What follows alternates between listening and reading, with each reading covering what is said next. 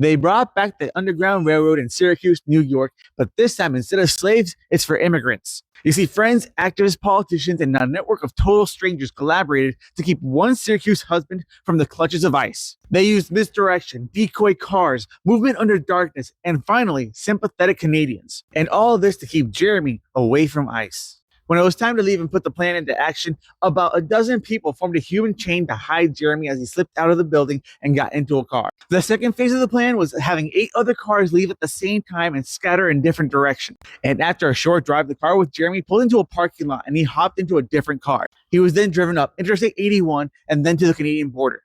And when they got to the border, they told the Canadian border official the truth. And you know what he said? He said, "I understand." But the border agents wanted proof that he wasn't going to stay in Canada. And so Jeremy's husband asked, "What if I book an airline ticket right now?" And that was good enough for the Canadian border agent. And it worked. They got the flight, a pass through the border, and a restless night at an Ottawa hotel. The next day, Jeremy boarded the flight.